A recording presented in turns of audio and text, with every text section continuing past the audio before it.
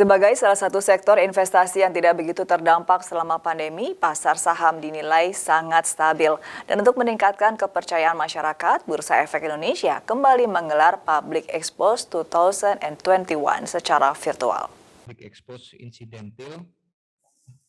Public Expose 2021 ini merupakan bagian dari peringatan 44 tahun diaktifkannya kembali pasar modal Indonesia. Public Expose digelar selama 5 hari dan diikuti 50 perusahaan tercatat. Perusahaan yang hadir dalam Pubex ini sendiri merupakan perusahaan yang sudah melantai di bursa saham. Dan paparan publik ini menjadi wadah bagi perusahaan tercatat dan investor untuk berinteraksi langsung berbagai informasi kondisi keuangan perusahaan tercatat. Ini juga menjadi sarana edukasi bagi calon investor dan ikut bermain di pasar modal.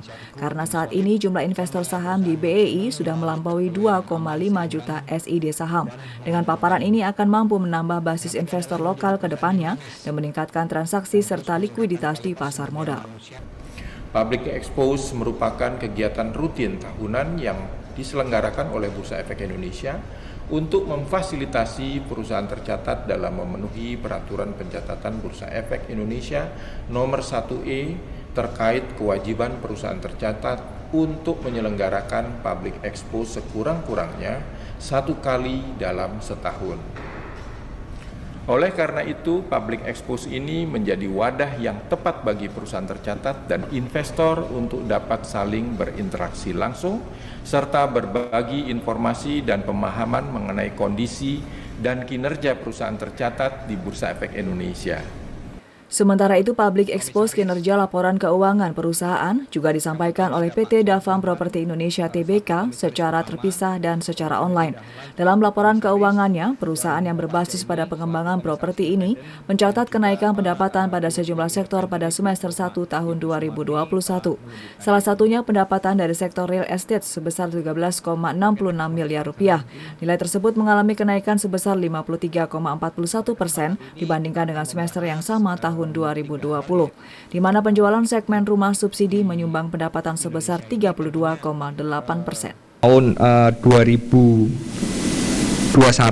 adalah 37,6 miliar.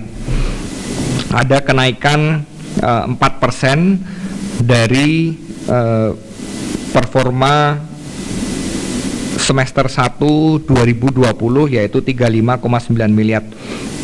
Jadi ada kenaikan sekitar 4%.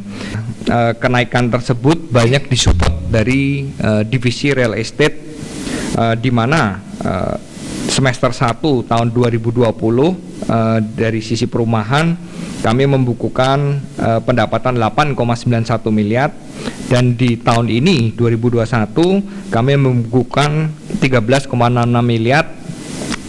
Terjadi kenaikan 53,41%. Biarpun di tengah sulitnya mencari pendanaan khususnya bagi konsumen, di mana bank-bank sekarang agak selektif untuk memberikan kredit.